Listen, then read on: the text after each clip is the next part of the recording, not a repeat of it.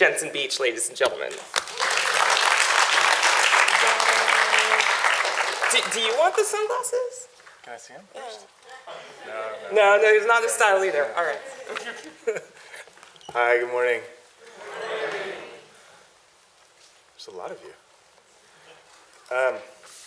So last night at my reading, I read from my book and then also a news story, and the news story sort of, at least in its approach, has kind of come out of a thing I've been talking to my students for a long time, and I think, I feel a little bit nervous to admit this, but something I maybe hadn't put into practice in my own work or had forgotten to put into practice in my own work, and it's a kind of structural obsession, or maybe rhetorical obsession is a more accurate term. And the talk that I've prepared today is a little bit about that. It's about this notion of humility, of quiet, of silence in fiction, of finding the kind of neat and effective stuff of the emotional texture of a piece of fiction that's important in the quieter moments of life, because the quieter moments of life, of course, are the kinds of moments that we live 99% of the time. So I thought I'd read a little bit from this talk, which you also have. I reference a story by Peter Stamm, who's a Swiss-German writer, widely translated in English. I think all of his work is available except for a single novel that has not been translated, and he's really great. I think he might be my favorite living short story writer. I like his novels a little bit less, but they're just as good. So I referenced the story, and I thought, I don't know, given the kind of the space parameters of this room, if it makes too much sense, but I'd like to have a discussion about the story as well. And then you'll see at the end of the talk, I've included an exercise that will involve a little bit of writing, and maybe if we want to, we can adapt this to make it collaborative if you want to do stuff together and have sort of smaller conversations, and then we can get back together. Let's just sort of play it by ear according to what the room allows and does not allow for. I thought I would, I have a really bad memory, and I know that I'm probably supposed to be able to memorize 6 pages of my own, my own thinking and recite that to you. That's a really cute dog. Welcome. But I can't do that, so I'm going to sort of read from my talk. I've titled it On Humility, which maybe is, that's like saying, like, I don't mean to brag, but I'm just so good at bragging. I told a friend the other day that I was writing a talk on humility, and she gave me a look like, really? Okay. Being humble, interesting. For a couple of years in the early 2000s, I lived in Budapest, Hungary.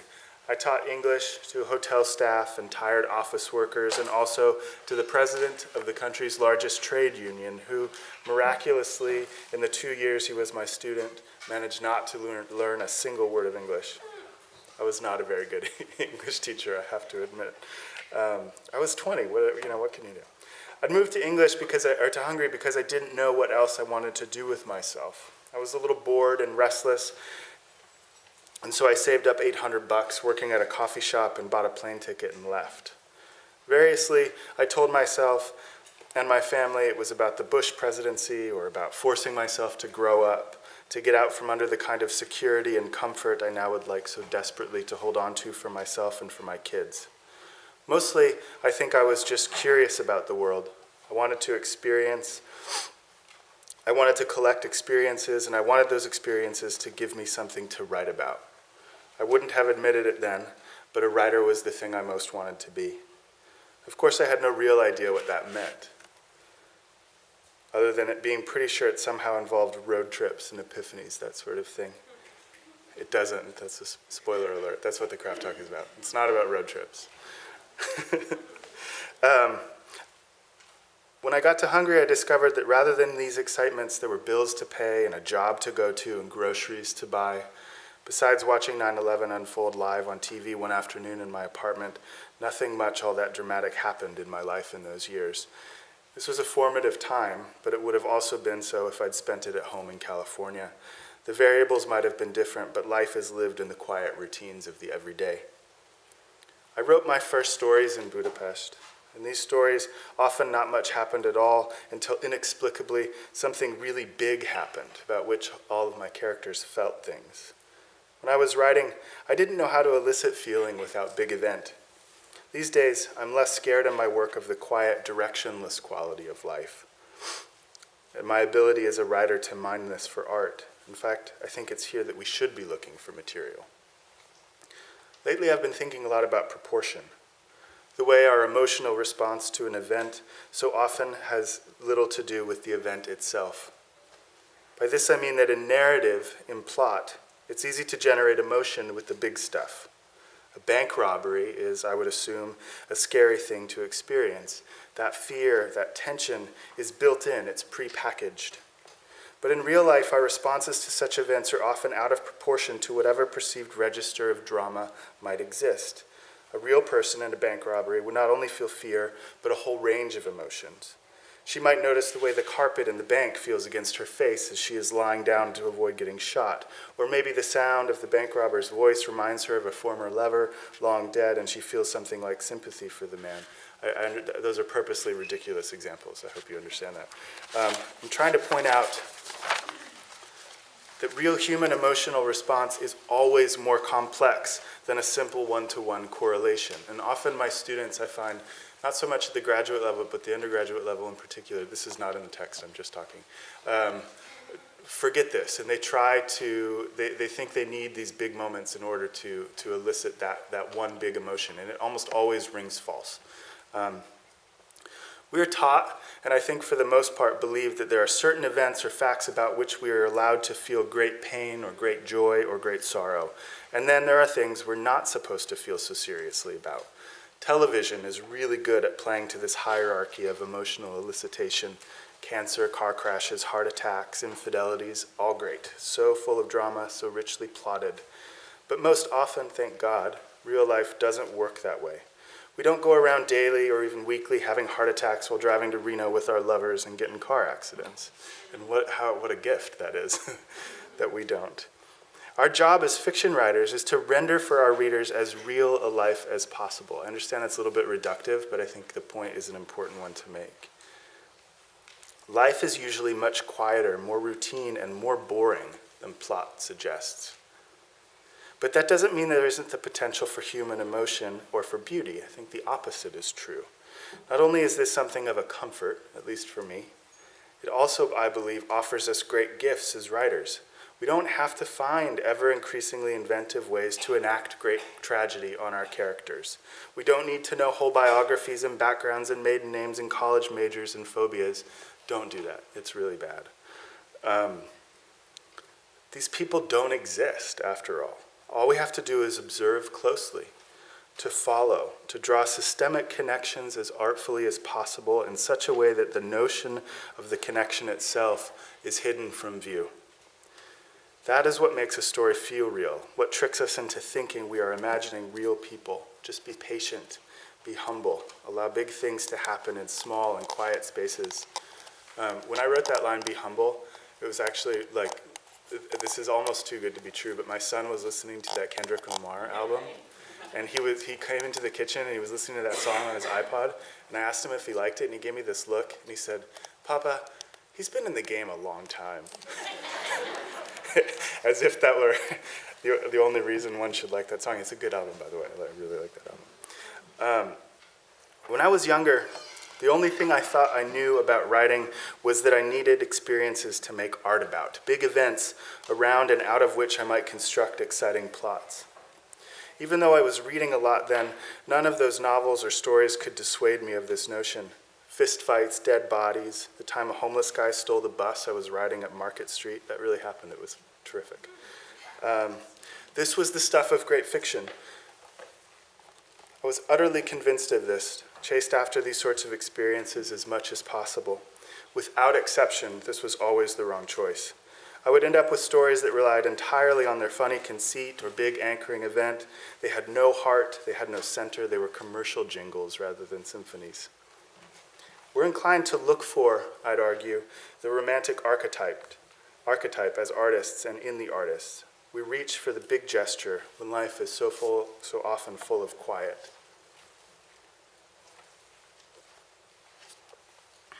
Just last week, one of my sons had the great idea to float his sister down the creek in our backyard in an inflatable pool.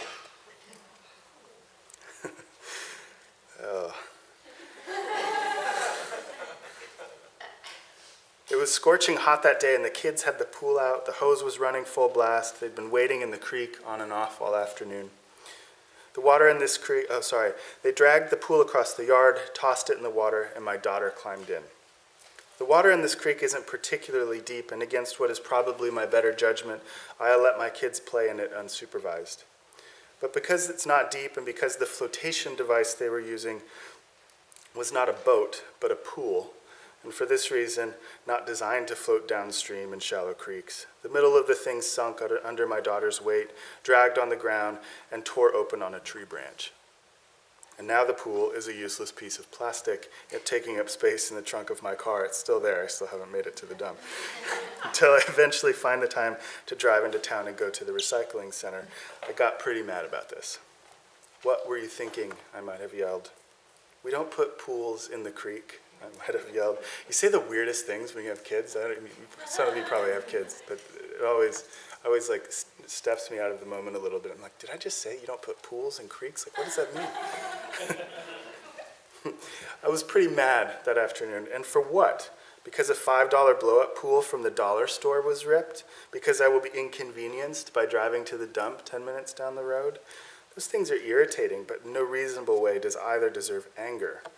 If I were to write a scene like this in a short story, blazing hot afternoon, single dad, trying his best to parent and spend time with his kids, but also trying to get some work done on a talk he's agreed to give at a university in Florida, I might have this dad yell at his kids, maybe have his anger distract him from his work. In the successful version of the scene, the unnamed but important reason for this dad's anger wouldn't be the distraction or the money or the inconvenience, even though these are the things he'd be yelling about. It would be the fear that his kids might get hurt. The story's main locomotive energy, then, wouldn't be the sight of the father pacing the back porch and yelling. It wouldn't be the kids in the creek and the pool as the pool rips and the wind gently massages the heavy leaves of the elm trees on the creek bank. Instead, it would be that fear in the disproportionate way it is expressed. I've learned a simple truth as I've gotten older and as I've written more and found the sorts of writing that most appeals to me. Good fiction is humble. It is contemplative. It is about consciousness. It doesn't need to rely on prepackaged drama. Instead, good fiction gets at what is received or intuited rather than understood outright. The most exciting parts of a story are then not the big dramas, but the quieter moments that expose the DNA at the story's cellular level. I'm no scientist, so that metaphor might really not ring in any way other than like, I don't think you understand what DNA is, buddy. This is not to suggest that there shouldn't be event. There should be. I killed a guy on a bicycle in that story that I was just talking to someone about. We just need to observe the world closely, right close to life. In an attempt at exhausting a place in Paris, which is a terrific short book, long essay if you haven't read it, George Perec writes, "What happens when nothing happens other than the weather, people, cars, and clouds?" For most of us, each day is very much like the one that preceded it. And how lucky that this is true. Really, it's very lucky that that's true for us. I'm more interested in fiction that can find what is essential in this fact rather than offer up great heroes responding to unlikely events. I'm not suggesting good fiction is a simple transcript of a day's events, but rather that in good, convincing fiction is frequently generated out of these quieter moments, of a day's routine. I'm more interested in the small, significant stuff that a writer spends a bit of time with. Wall of Fire, the story that I had you read, I don't know if you've had a chance to read the whole thing, but we'll talk a little bit about it today. It's a story about a car accident. I find it a little bit funny, maybe ironic or embarrassing are better terms, that in a talk precisely about not putting car accidents in our fiction, I've chosen to reference a story that features a car accident. But this is no ordinary car crash story. Henry is a stuntman. He's the fire devil. Actually, he's a kind of jack of all trades for these traveling car trick show performers in Eastern Germany. I've tried for years when I've used this story in the classroom to figure out exactly what to call them. And the story calls them artistes, but that just seems enormously pretentious to say in the classroom, like just talk about them as the artistes. But do you know what they're doing? It's like a traveling circus kind of thing. When I lived in Hungary, these are kind of common in Central Europe, these like weird circus performing. I don't even know. Sometimes they're circuses or they have a fair component to them. They're usually run by like Slovaks and Slovenians and Czechs, and they travel around Central Europe. They're fun, but I don't know, they're kind of dusty, this isn't the right word, but trashy places to go to. I hope you got that sense in the story, because I think that's trying to come through, but I don't know if he's very deliberate in describing it that way. Henry lives in the space behind the driver's cab of the truck he drives to transport cars and grandstands and equipment around from village to village. Very early on, we are given a promise. Henry's job was to, and I'm quoting from the story here, lay on the roof of the car as Oscar drove through the wall of fire. We're inclined by this point in the story, this is the end of the second paragraph, to think something not quite right might be about to happen with this situation. The assumption is a natural one to make. We look for pattern, for causal relationship, for order. This is true. This is also, I'll talk about this later, but this is another great gift to the writer. We want to find order where there is none. And so as a writer, you just have to be aware of that. People will try to impose order on your narratives in a way that allows you to cut corners and cheat a little bit. It's really nice. When Stamm introduces us to the fire devil, we know this probably means something. There's no way Henry's surviving the end of this story. Henry might not make it out alive, not make it out in one piece. Further, Stamm underscores these assumptions. In the first paragraph alone, he gives us sharp, uncomfortable, painful adjectives and nouns, words that imply, on a subtextual level, some kind of tension, some trouble. Hiss, hot, rough, sun, metal, airless. I mean, you could go through the story and find these types of words, and I bet you could track it at its sort of cellular level in the way that the words and the adjectives and the nouns that he chooses, that they shift sort of subtly throughout the story to reflect the emotional tenor that's there without being there. The pain that Manuela feels, the awkwardness of the scene I'm about to read, et cetera, et cetera. The words change, and it's the writer signaling to us, it's him allowing us to follow our natural inclination for order, to find pattern where there isn't often pattern. There isn't often pattern in life other than routine. About this promise, this is one of the fundamental functions of plot. It arranges a series of items or events into some order that suggests meaning. I would argue then that because this is fundamental to the way narrative works in relationship to readers, we don't need the big events to force a result that is already going to be true. Let me clarify. Uncovering meaning that is suggested by event, action, tension, etc., in a story is one of the great pleasures of reading. By focusing on the quiet events, the contemplative, the seemingly innocuous and therefore real, we give our readers a slightly harder task.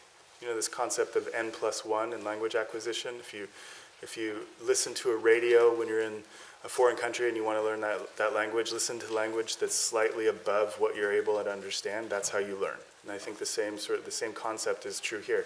If you give your readers just a little bit, require a little bit more of them in making those connections, that you're eliciting more pleasure in them, because it's that sort of like, it's that function in the brain that draws us to a piece. That's why we like reading, because we try to find these patterns. We try to then identify in those patterns some recognizable emotion, and we say, I know what that feels like to fall in love, or to feel scared, or to feel heartbroken. Now I understand what that feels like, and I've made those connections, and that's a pleasurable experience. I don't mean pleasurable just in the simple term. I mean that in a broader sense. We ask our reader to look for connection, for promise, where it might not be as obvious to look. And this necessarily is a pleasurable experience. We don't do the work for them. We give them the materials and ask them to participate in the narrative design of the story. Fiction writing is participatory in that way. I think it's often forgotten or not talked about that it's participatory. I think that's sometimes a cold way to think about it, right? I've had teachers say things like, these people don't exist until you open the book and render them in your mind. It's not like they go on living, right? We're not writing about real people, we're writing about ourselves, just in different expressions. Here's a passage from early in The Wall of Fire. This is Peter Stamm, I'm admitting too much about myself probably, but if you love funny sex scenes, Peter Stamm, you can do no better. He kissed her, not very skillfully. I love that. Isn't that good? I love that. It's so good. And when he tried to take her clothes off, Manuela had to help him.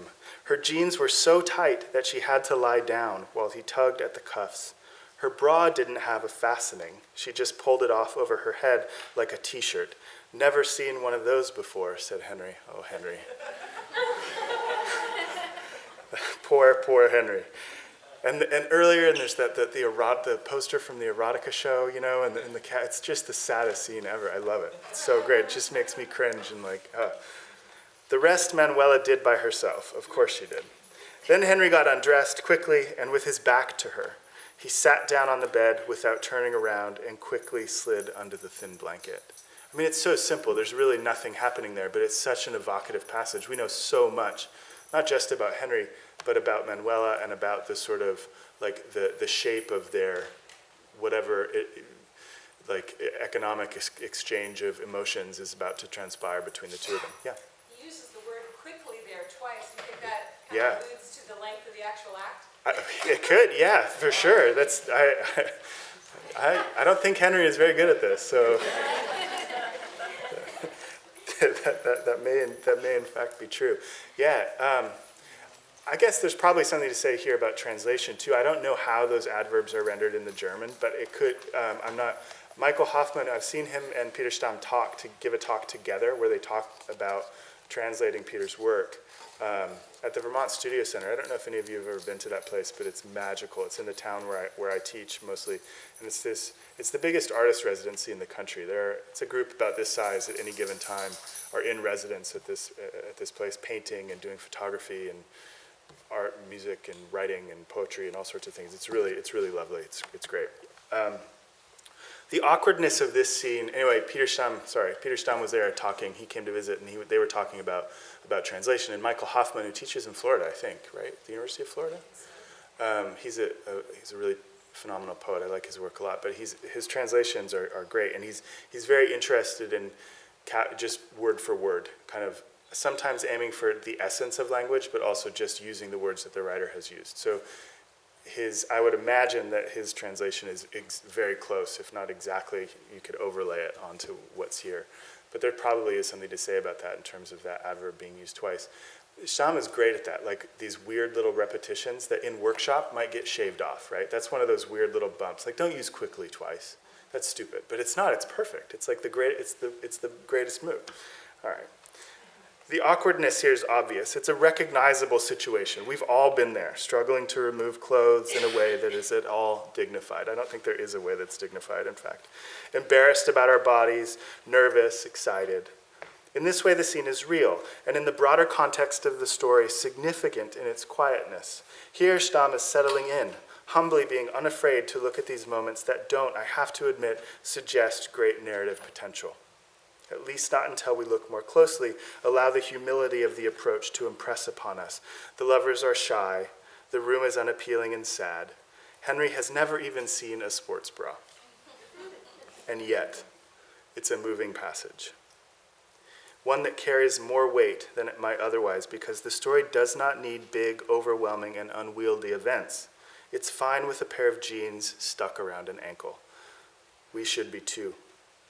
Later in the story, Manuela comes with a friend to visit Henry at the car show. He's already had his accident, the one we're inclined to expect in the story, that promise. The promise the story makes for us early on. But the crash itself has been rendered in a kind of soft, attentive beauty. We don't know Henry's fate, and Manuela has not witnessed it. There are no tears, no paramedics rushing to the scene, no bloody evidence. Instead, Henry flew through the air. I'm quoting from the story again. He flew even higher and farther. It was lovely. He saw the blue heaven above him, and there were a couple of dark clouds, too, that had gathered. Maybe it was going to rain. Like that's the crash. Like that's the big payoff. That's the big violent gesture in the story, and it's rendered that quietly. It's really kind of impressive. When I first read this story, that took my breath away. It's like, wait a second, you can't do that. This is supposed to be the story in which Manuela shows up. They've had this like awkward exchange.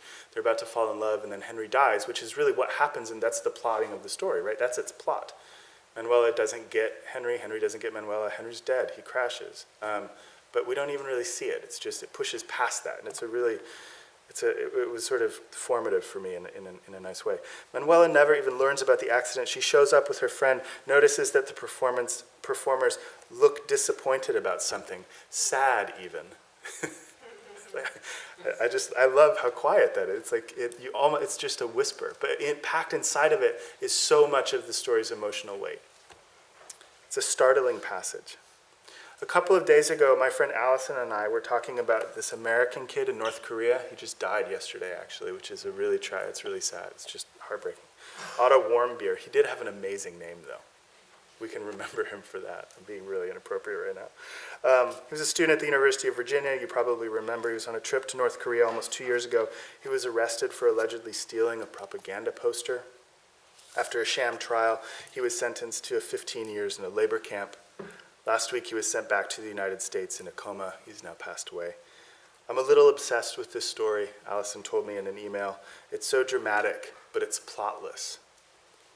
I share her obsession. The story is packed full of big events and drama: labor camps, North Korea and American relations, diplomatic negotiations, botulism, sleeping pills, beatings and brutality, and so on. But its real drama is generated in the dullness of its routine. It's a devastating story about a minor theft and a young kid in a coma for 1.5 years. And now he's home. Now he's passed. But who took care of him? Who fed him? How did he get into that coma in the first place? And why sentence someone to 15 years hard labor for a poster? Big events frame the story in, but its real power, the stuff that makes the story so affecting, is the kid at its center. The stillness of his sleep and the lack of information surrounding this whole ordeal. The loneliness of it is more terrifying than the way the situation might escalate tensions between the US and North Korea, for example.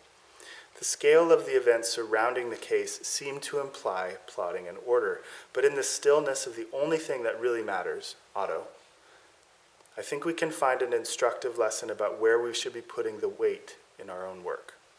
The made-for-HBO film version of Otto's story will feature long scenes in which talented but slightly too old actors exposit all sorts of geopolitical information about North Korea.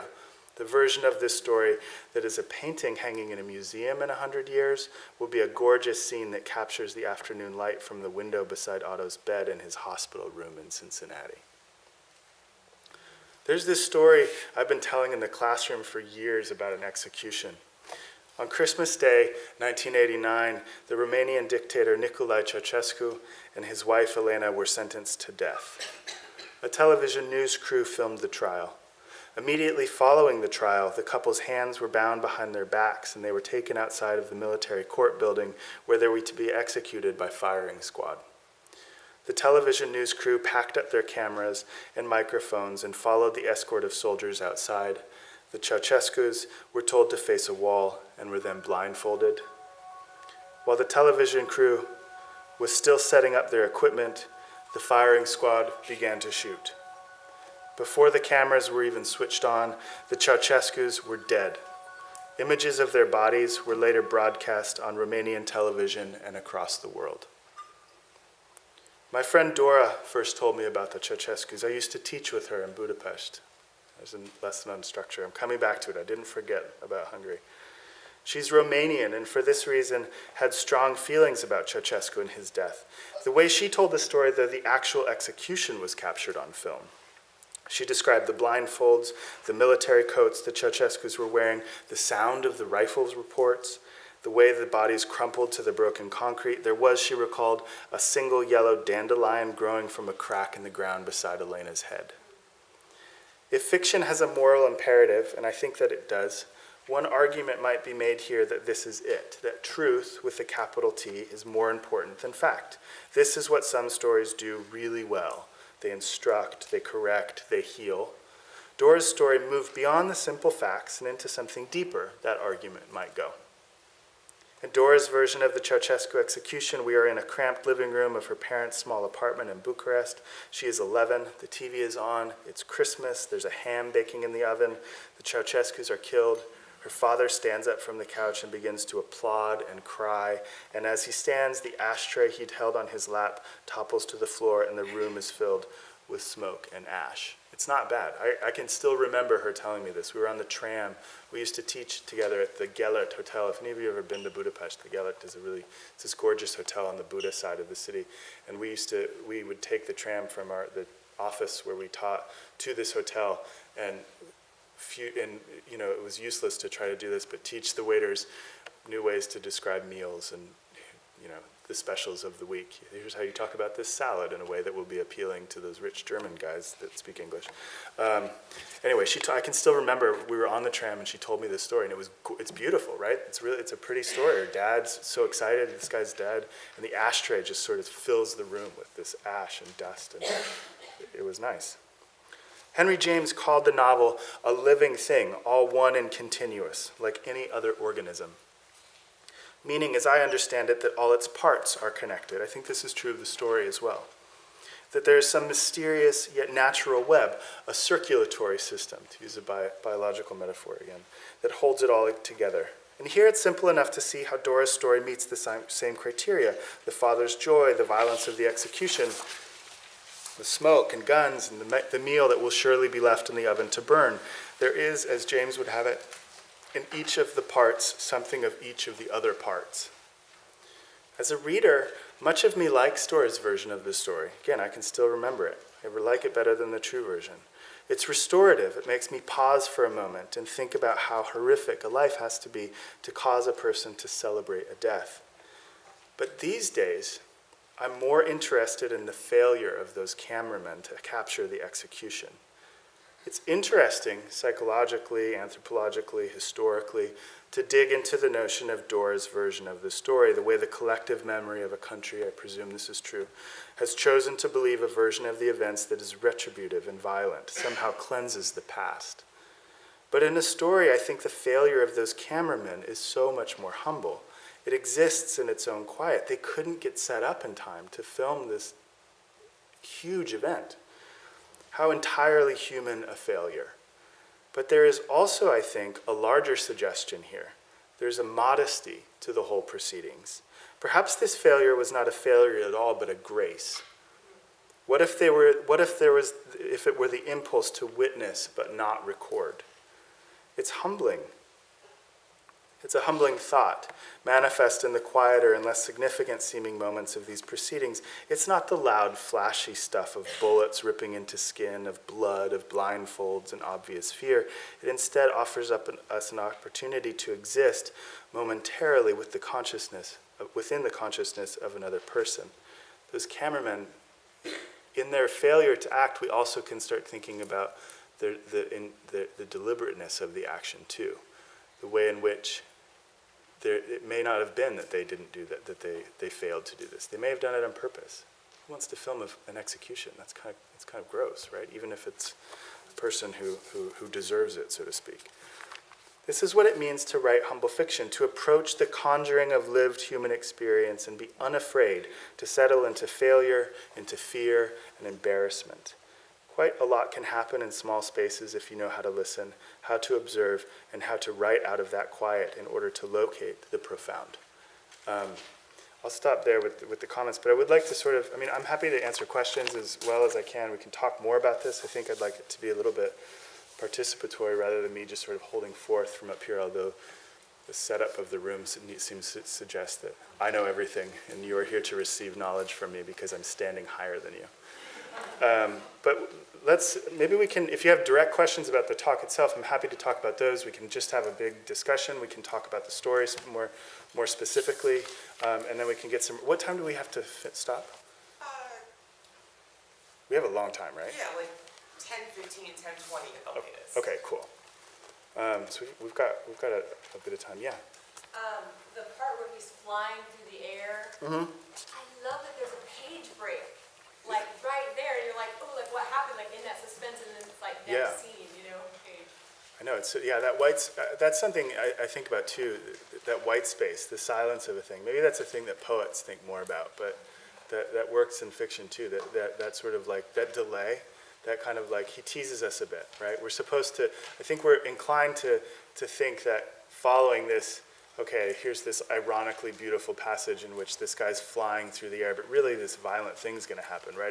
This is the slow-mo montage in the movie version where the character's kind of flying, but it's actually really beautiful, but he's going to hit the ground pretty soon, and his body's going to crumple, and it's going to be really gross and dramatic and big. But it's not. He pulls back from that. We get the break, and then Manuela and her friends show up, looking around for him. Well, he's not here. Well, maybe he's lying to you. what's the last line of the story? It wouldn't have been anything anyway or something. It's like, it's a heartbreaking story. I think more heartbreaking than it would have been had she witnessed something, right? It's not even just that like she sees that oh shoot, I kind of like that guy, but now he's dead. It's like, I kind of like that guy, but where the hell is he? And we know he's dead, but she doesn't know.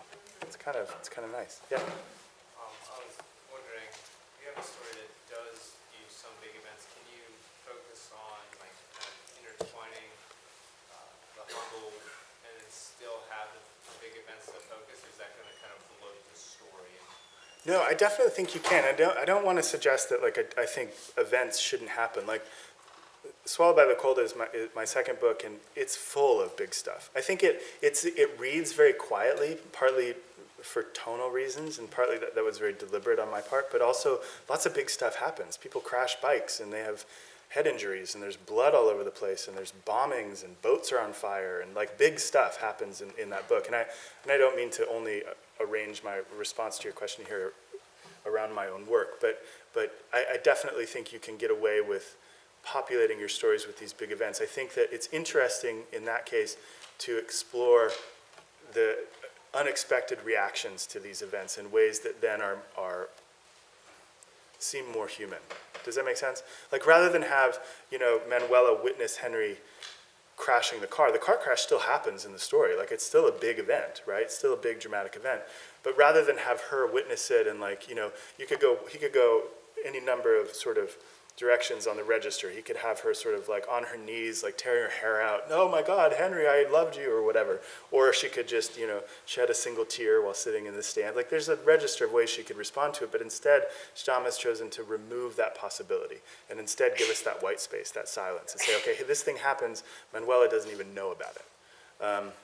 And so I think that kind of move does precisely what you're suggesting stories shouldn't be, is bloated and full, too full of these kind of like prepackaged emotions. That I think what that does is when we rely on that prepackaging, that kind of those emotions that, sadness with a big S or something, or fear or heartbreak or something, it's like, yeah, we understand that, but it's an abstraction, and that abstraction creates a kind of boundary between really responding to a story in a way that stories are meant to elicit emotion from us.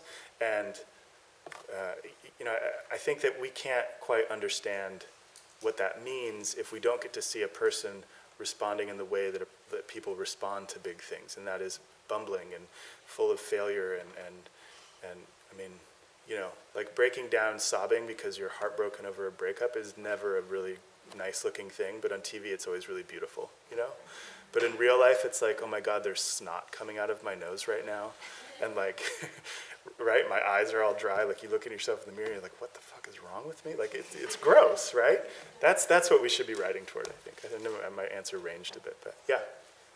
So like in this story we have the two different characters and 2 points of view, which allow us to like look kind of next to this event instead of directly at the event. Sure. Do you think that like multiple points of view is a necessity to write these quiet moments so that we don't have to look directly at it?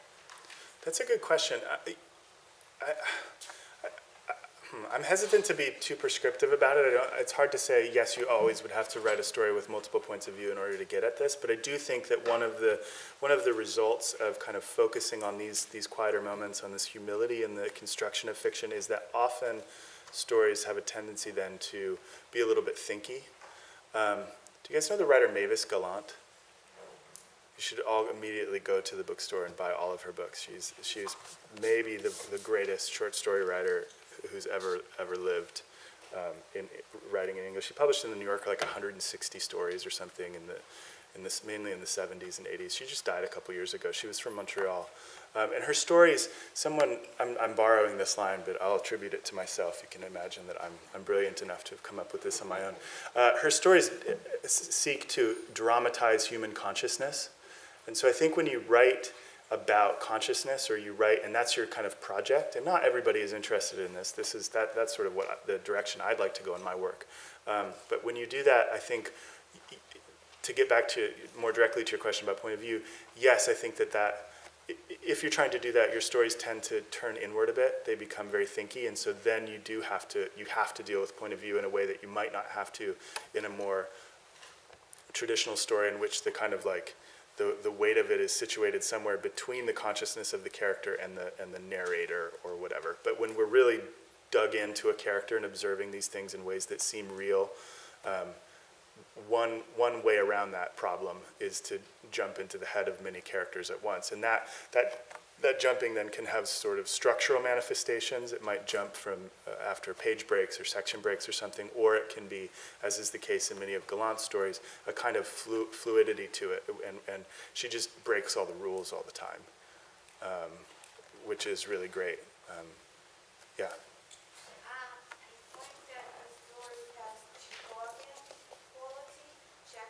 Yeah. Yeah.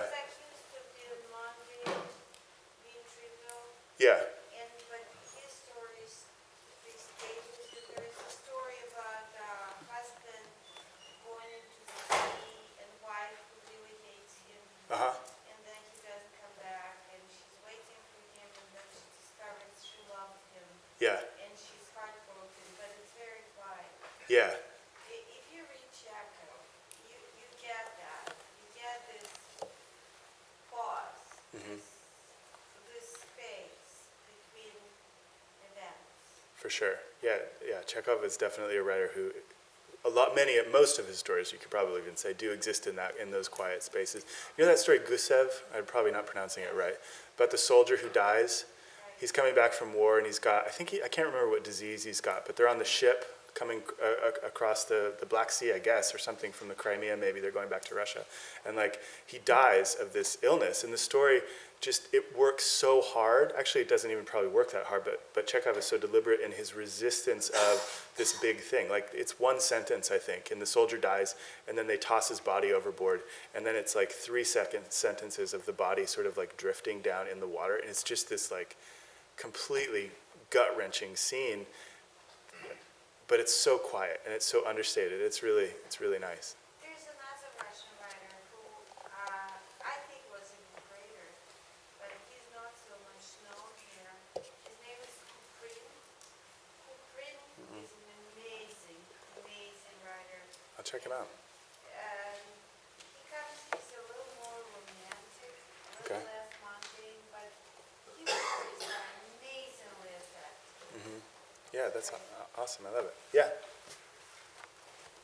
This is a tough question to answer, and it's part amusing, but I wonder, as, fiction is an writing, the whole body is an evolving thing, and I wonder, as we become more accustomed to television and the internet that shows you everything, if there will be less tolerance for the quiet moments and the humility. Yeah. That's a really good question. I harped a bit on television and film in here. I think I was being a little snarky for rhetorical purposes. But I think, what do they call this? The golden age of TV? Like, there's a lot of really good television going on right now, right? And I think the best of it, some of the reasons it's really good is even in the stuff that's really dramatic, it gets those quiet moments. And it achieves this same effect. This is dated now. My students, when I bring this up in the classroom, they look at me like, I don't remember this show, but do you remember this miniseries that HBO did on John Adams? It was great. It was really good. That guy, Paul Giamatti's a really good actor. And there's a scene where one of their daughters dies. I think she had breast cancer. And so there's a scene, it's a two-parted scene. One scene is where they're performing a medical procedure on her. I don't know if they were, I don't know exactly I can't remember what they were doing. It's kind of gruesome, and there's some, they show clips of the sort of, 18th century medical tools that seem barbaric and awful. But anyway, she dies, spoiler alert.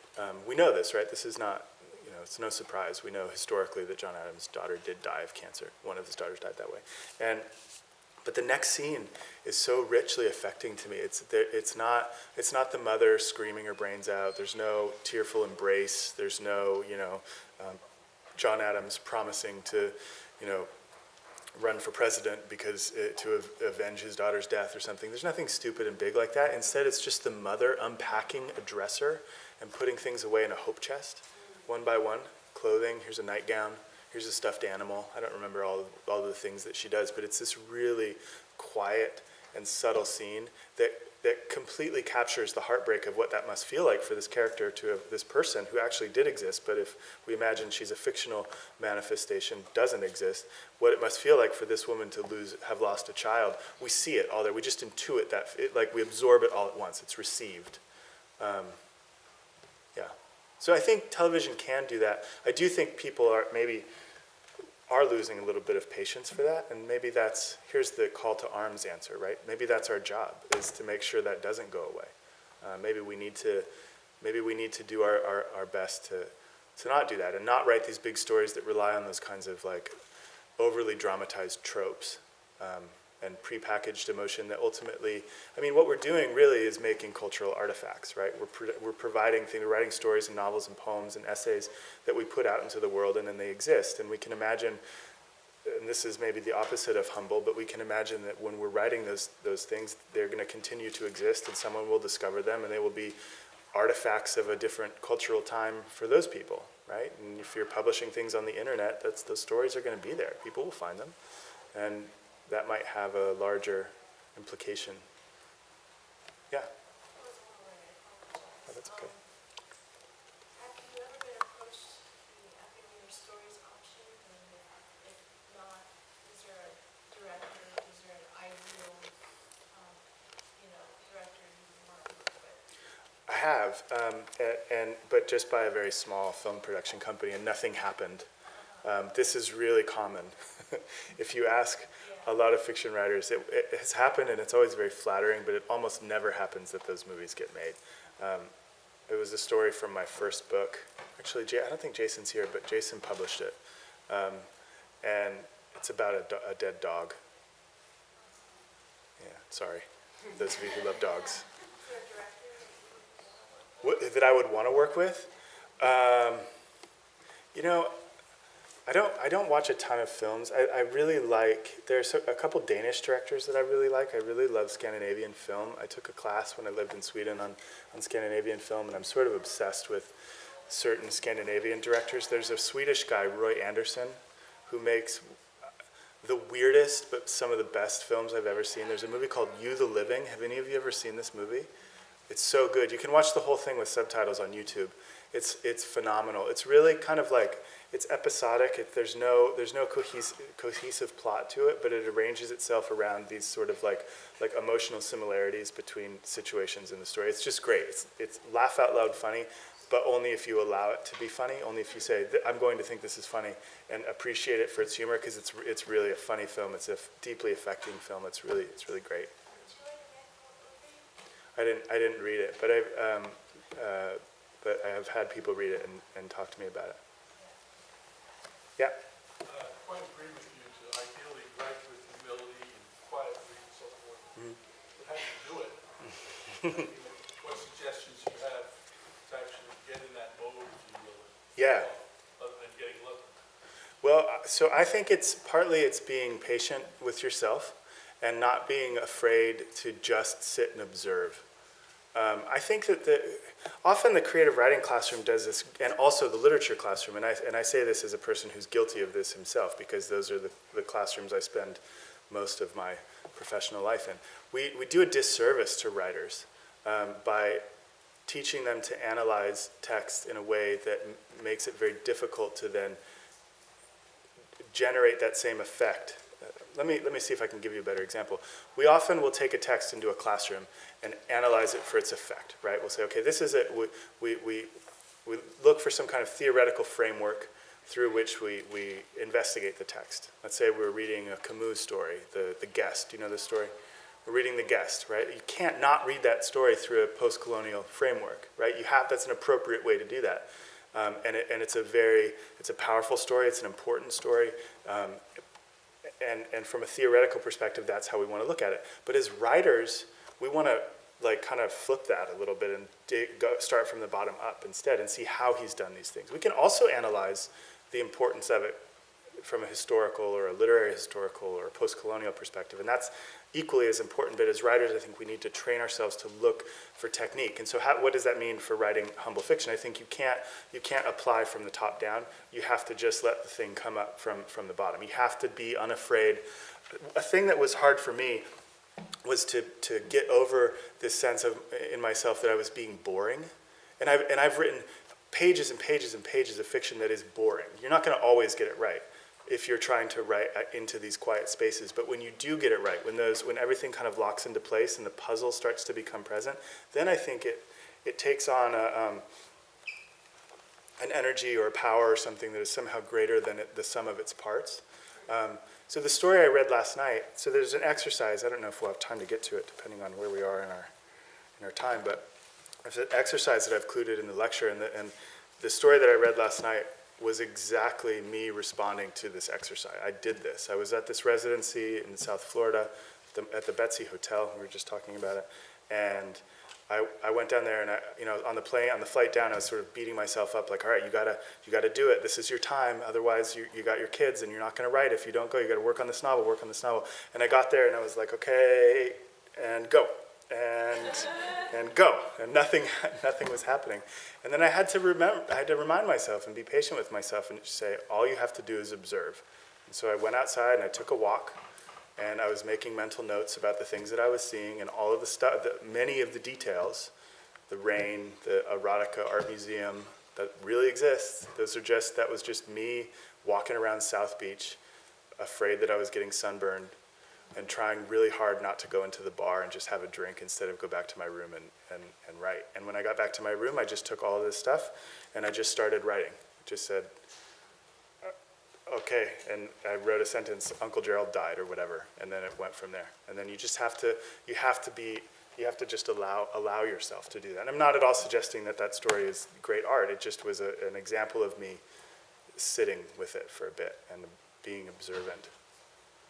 And then, of course, you manipulate after the fact. You go back and you say, oh, interesting.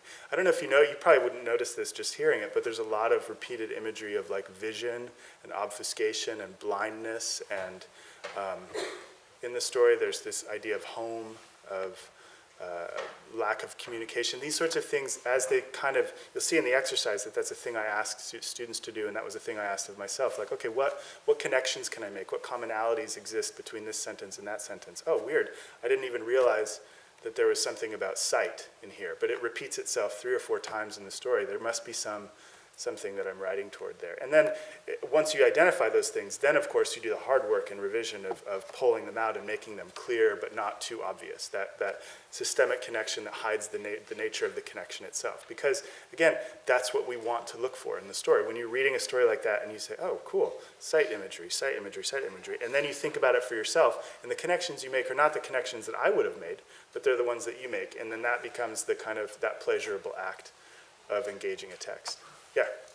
What are your thoughts about how the title functions for this piece, as far as it feels like it's very disconnected from the quietness of the actual text? The title of the talk on humility? The Wall of Fire story. Oh, the Wall of Fire story. Yeah. It does imply a kind of violence. I think what he's doing with the Wall of Fire is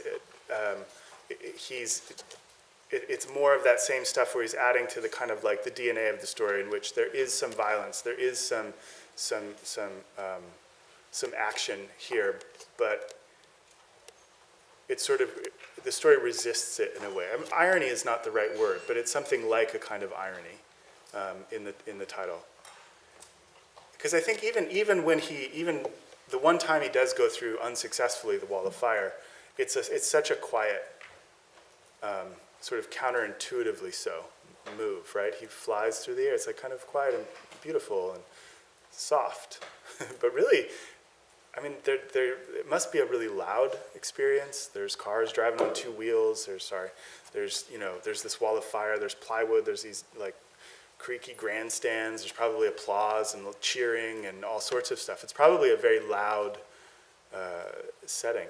I don't know how that relates specifically to the use of the title, but I don't know. I like the title. It's almost kind of silly in how over the top it is, right? But the story I don't think would work quite as well if it was called something like A Loss, or, you know, like if it forecasts too clearly toward what the story was about. Yeah. I was kind of wondering about showing like characters' reactions to things. I feel like it's almost like it's easier. Do you feel that way? Like it's easier to depict somebody in not like an extravagant way reacting to something because it just doesn't feel right. It feels fake. Yeah. That's the reality.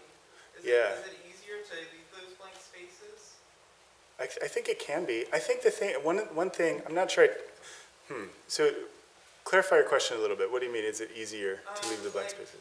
I don't know. Like, does it feel like a cop out sometimes? Like to otherwise like give a better reaction. I don't know. Oh, I see what you're saying. So like, is it a cop out for Stamm, for example, to have like section break after the accident and then jump to Manuela kind of a thing? Right. Yeah. I think it can feel like that, and I think probably that's the risk that you take. As you were talking, sometimes another craft talk I sometimes give is on this idea of simultaneity, on simultaneous action, which is another way I think of. I'm really obsessed with this. Not everyone likes this, but for me, and again, this is really reductive. For me, fiction is about mimicking life as closely to real as possible. And I think that that's true even in like if I'm writing a story that has some kind of weird conceit to it that is very obviously not real. Like, you know, George Saunders writes stories that couldn't possibly be real in that sense, but they're still real in the kind of like emotional center or the meat of it. So setting that aside for a second, this idea of simultaneity is interesting to me because human beings are capable of processing many stimuli all at once, right? That's how our brains work. But language doesn't work like that. Language is linear. It's chronological. And at least in most Western languages, we read from left to right, top to bottom. Things happen in a line. And so they happen in order. And so we give some kind of thing happens. A guy goes flying off the top of a car, right? And it sort of like moves through time as a plot. This happens, this happens, this happens, this happens. But as we perceive these things in real, we don't perceive time in that way as we live time on a day-to-day basis. I mean, I'm standing at this podium all at once. I can hear my own voice. I can feel my weight on my feet. I can feel the podium on my hands, and I'm sort of nervously doing this, and I'm seeing in the periphery of my vision like almost all of you. I can perceive all of that stuff because that's what the brain does. And so I think one of the things that we need to try to do in fiction in this response that you're suggesting is, and it's not always about blank spaces. It's not always about that jump, but it's about, you know, maybe a character gets some kind of bad news, or maybe a person witnesses something violent and big like this. It's not just about the prepackaged emotion that belongs to the linearity of language. It's about the complexity of response that belongs to simultaneity, to what a brain does, how a brain processes stimuli in that way. And so we need to trick our readers into thinking that this thing exists somehow outside of language, and it exists instead in a way that our minds also can process things. And so that's a really tricky thing to do. That's really hard, but that's I don't know if I'm making any sense, but yeah.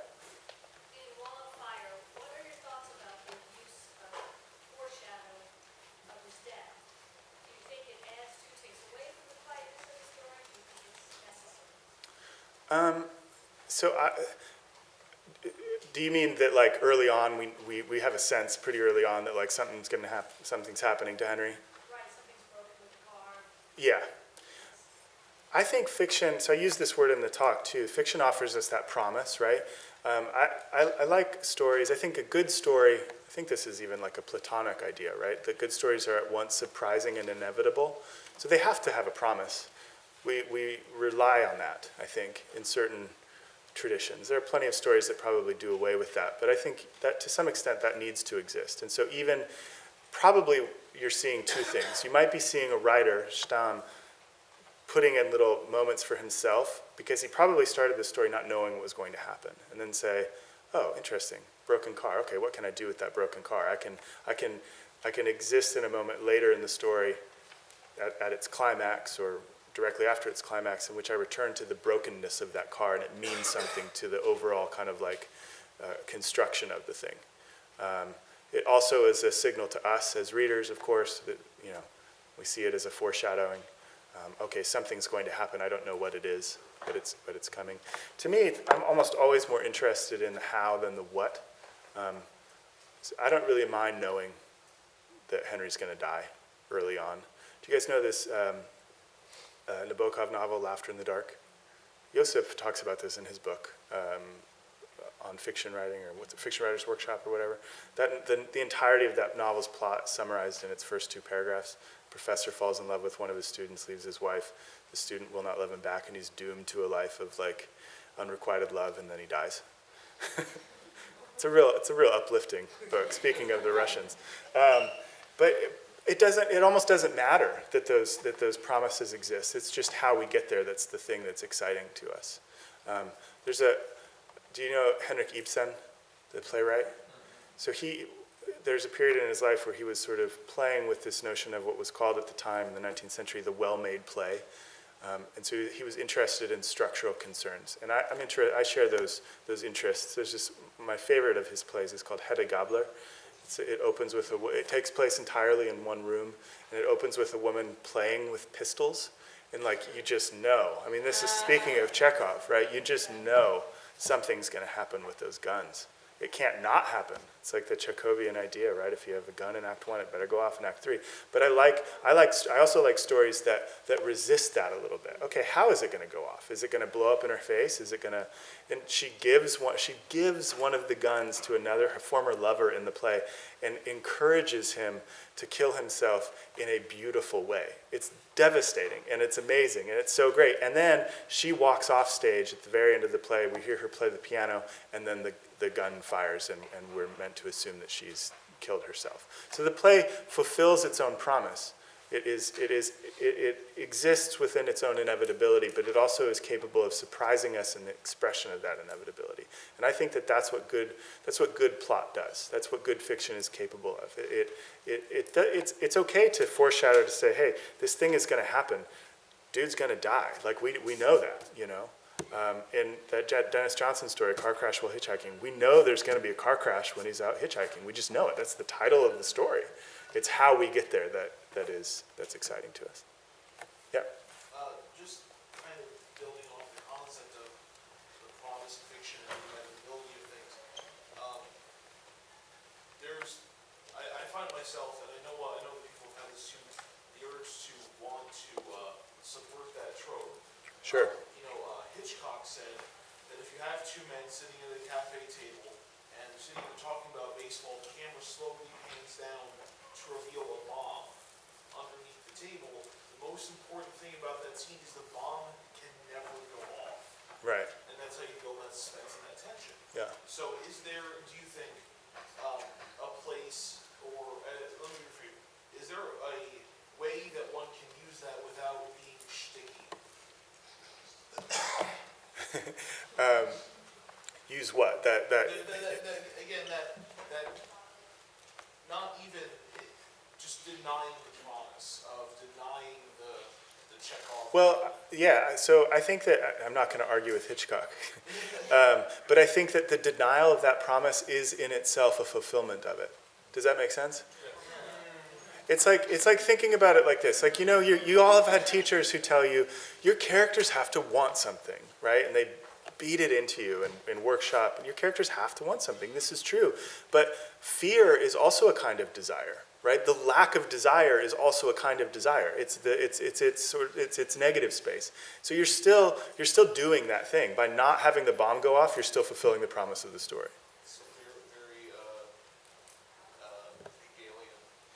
Yeah. Just flipped it on its head for you, yeah. But I think I was being flippant with that, but it's true. I think that a denial is a kind of fulfillment. There's a really lovely Amy Hempel story called Under No Moon. Do you guys know this story? So fucking good. Oh my God, it's so great.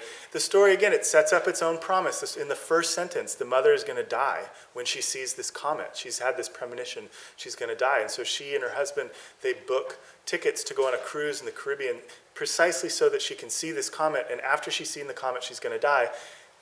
And they go on the cruise, and every paragraph something gets in the way of her seeing this damn comet. She takes the wrong medication on the airplane and gets really sick.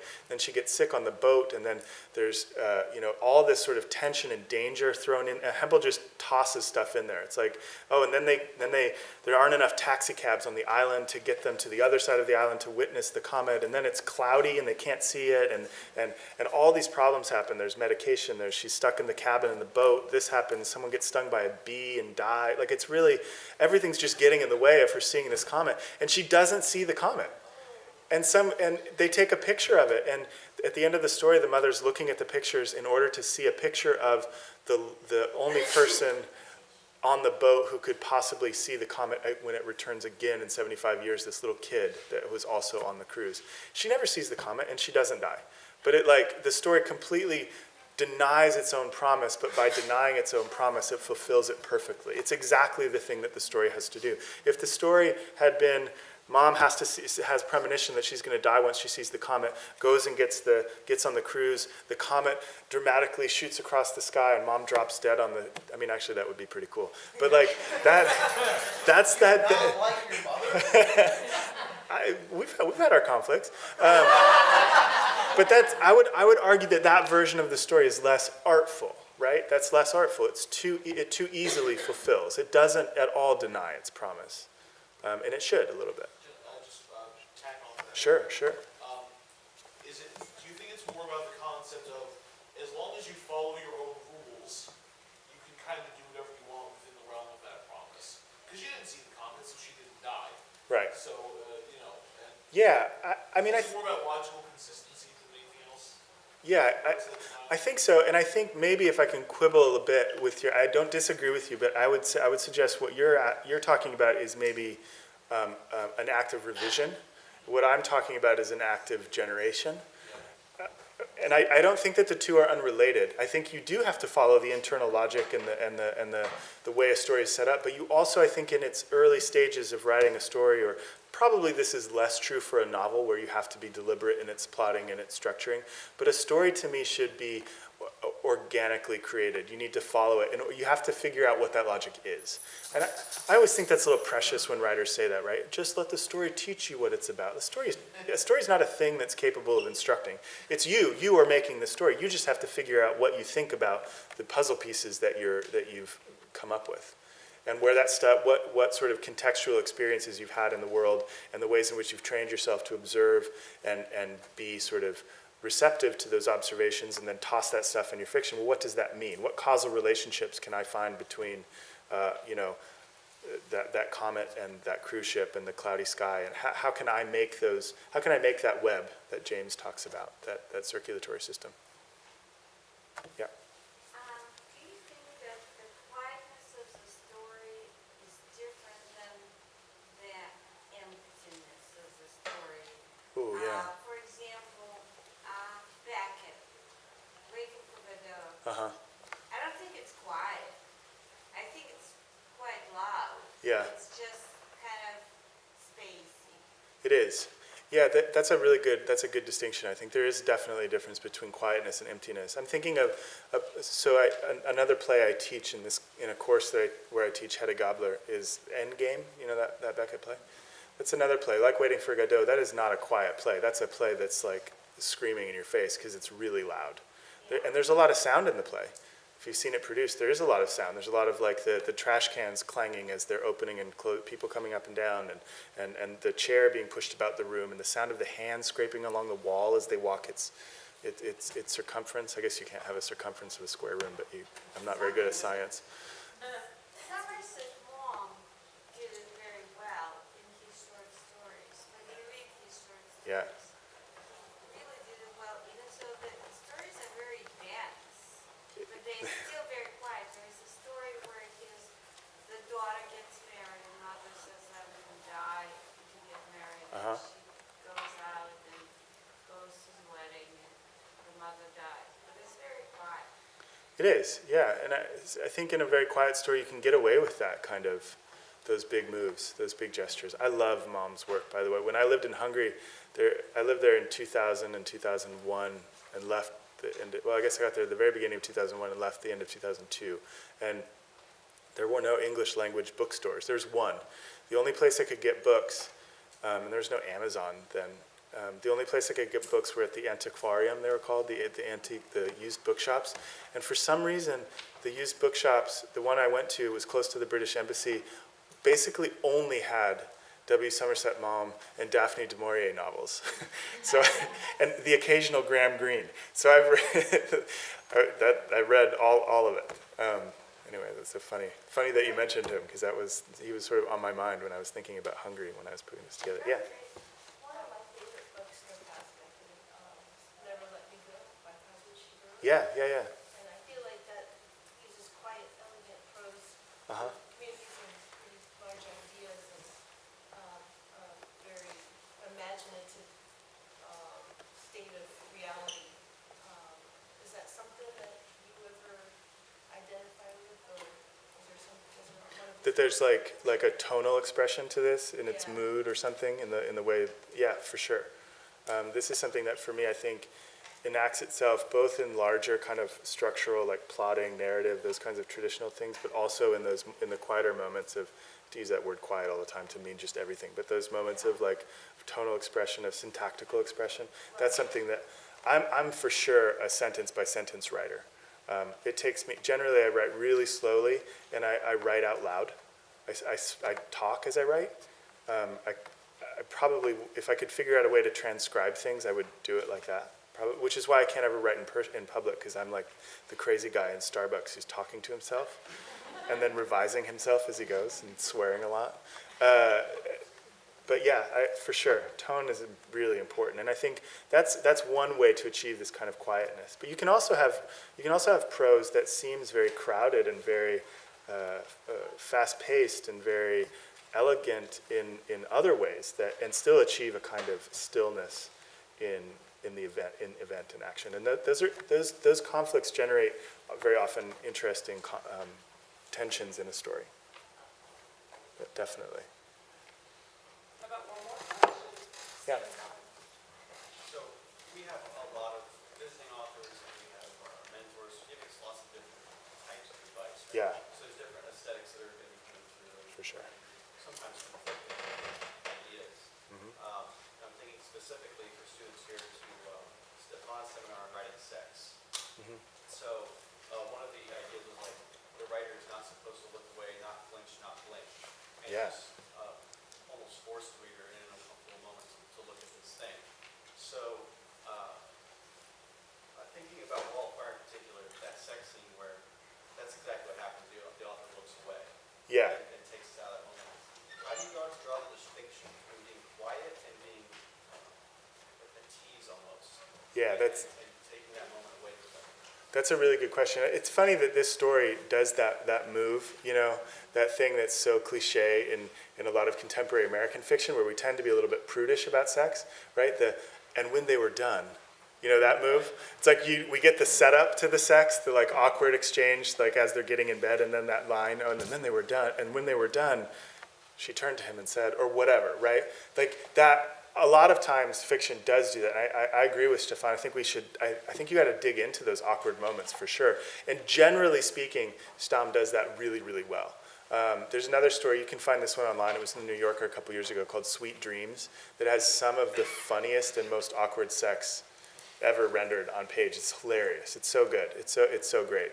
I won't even begin to describe it for you because I want you to experience that joy for yourself. So it's funny that this story in particular did that move, but for sure I think it makes sense in the plotting of the story for him to have done that. But there are other moments in the story where he doesn't look away and sort of where maybe he could have, for effect, he could have kind of